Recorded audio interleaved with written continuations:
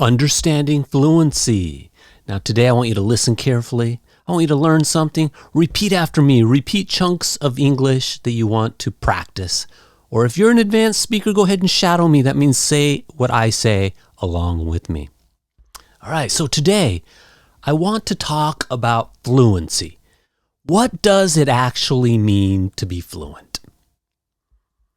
This is important because a lot of learners have the wrong picture in their minds.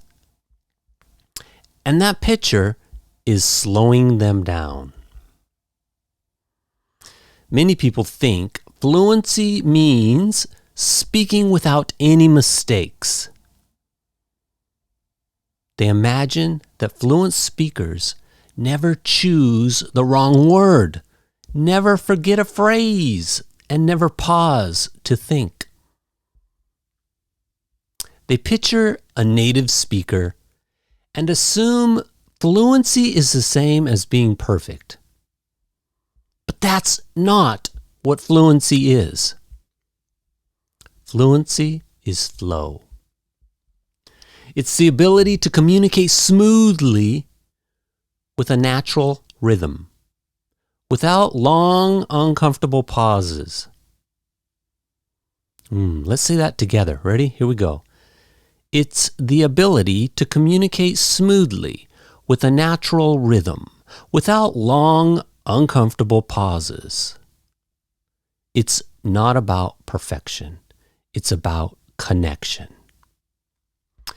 A fluent speaker can express ideas clearly and comfortably. Clearly and comfortably. Say that.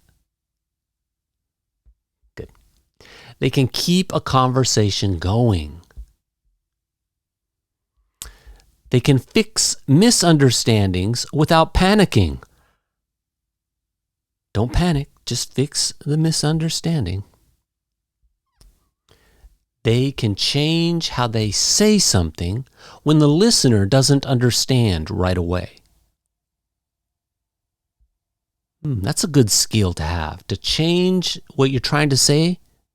The person listening can't understand you, so you change what you said with different words, so you can change how they can change how they say something when the listener doesn't understand right away. That's a good skill to develop.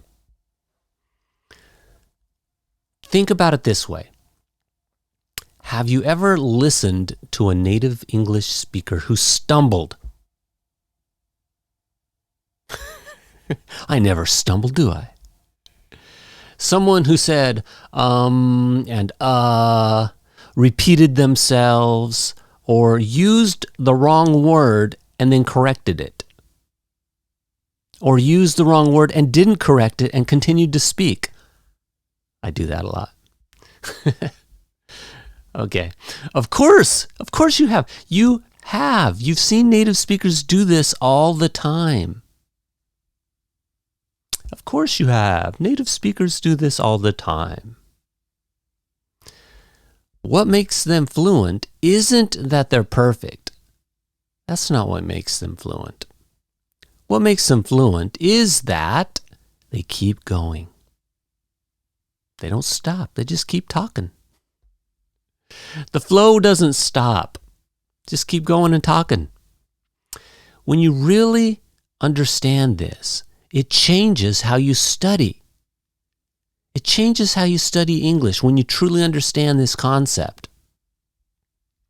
If fluency is flow, then the most important thing to practice is not getting everything right. The most important thing is to keep going, to keep the conversation alive, to keep the words moving,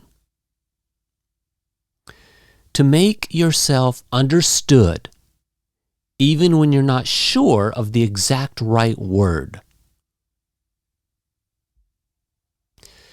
This is a completely different mindset from what most English classrooms teach. Most classrooms teach you to be careful. Think before you speak. Check your grammar. make sure you're using the correct word. And while that kind of careful study does have its place, if something has its place, there is a time and a place and a situation that is useful and good. It does have its place. It actually works against fluency when you use it in the middle of a conversation. You know that. When you're speaking and you stop to silently check your grammar, the flow breaks. You don't want to be thinking about your grammar. Is that correct? Because when you do that, the flow breaks. When you're listening and you get stuck on one word, and you get stuck on one word you don't know, you miss the next 3 sentences. So you're listening to someone and you hear a word that you don't know, and you're like, oh, what is that word? And you're thinking about it. And during that time, you miss the next 3 sentences. When you're writing and you spend 5 minutes searching for the perfect word, you lose your train of thought. Train of thought. That's a good phrase to remember. Your train of thought is your continuous thinking in a straight line, like a train on a track. You're thinking. All right. Fluency needs a different mode. You need a different mode for fluency. It asks you to trust yourself, to let the language come out, even when it isn't perfect. That's hard, huh? To protect the communication first, before you worry about precision. To put communication as the most important thing is to protect it. So don't worry about precision. Just try to communicate as the best you can. Now, this doesn't mean grammar doesn't matter. It does. Grammar is important, but grammar is something you focus on when you're studying, not when you're speaking.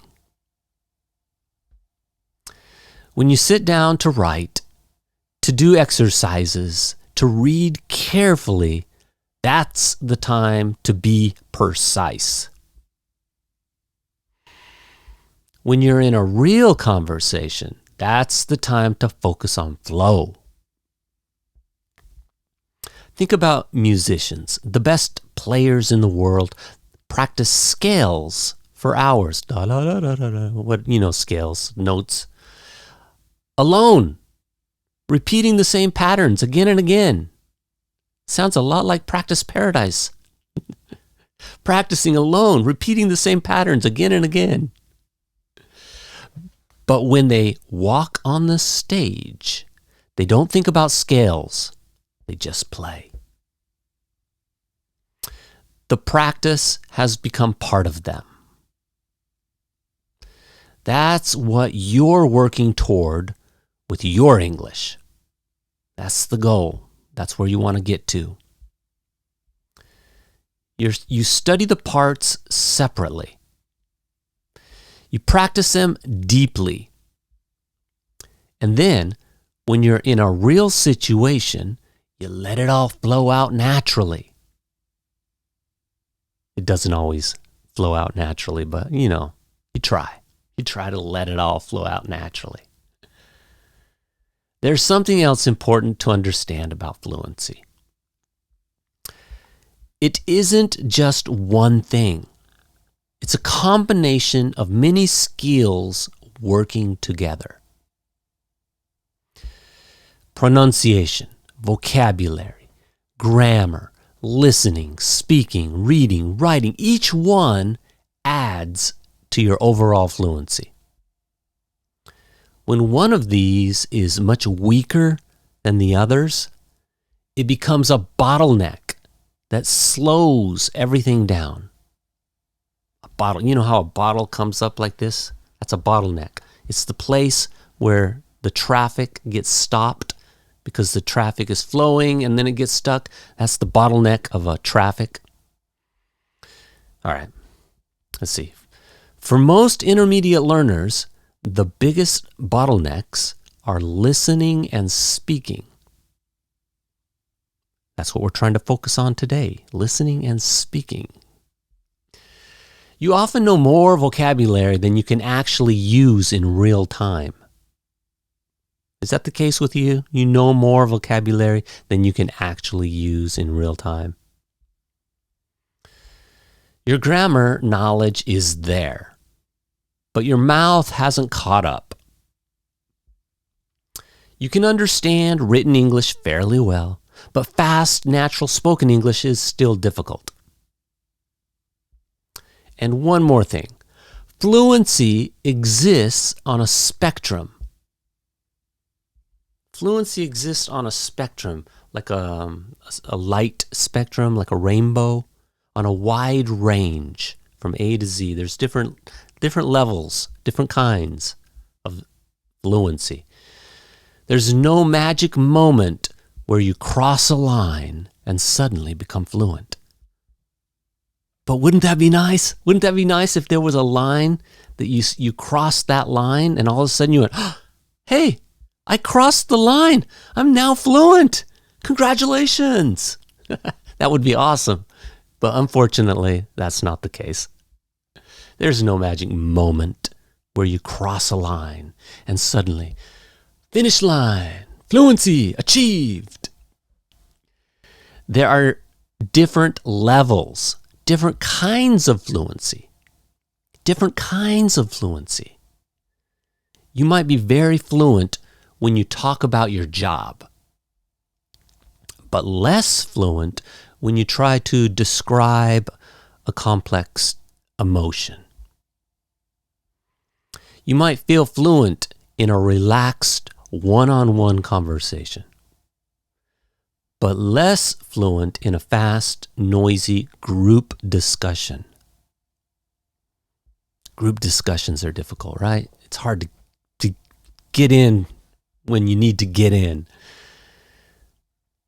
This is completely normal. Even native speakers have areas where they struggle. Even native speakers have areas where they struggle.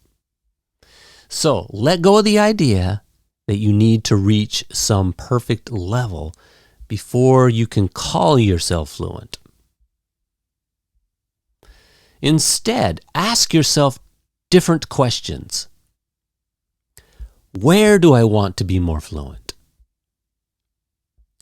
What topic or area do I want to become more confident discussing?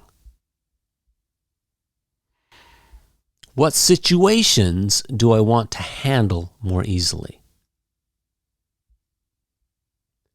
What do I want to be able to do that I can't do comfortably right now? Keep those specific situations in mind as you work on your English. Fluency is most powerful when it's connected to your real life and your real goals, not to some abstract idea of perfect English. There is no perfect English. It's an abstract, right? It's on a spectrum. And that's it, guys. We did it. Boom. Good workout. Thank you for practicing with me again. Thank you for staying with me. This was more of a listening lesson than it was a speaking lesson. But, I like to mix it up. Just keep practicing one step at a time, and I'll see you in the next video.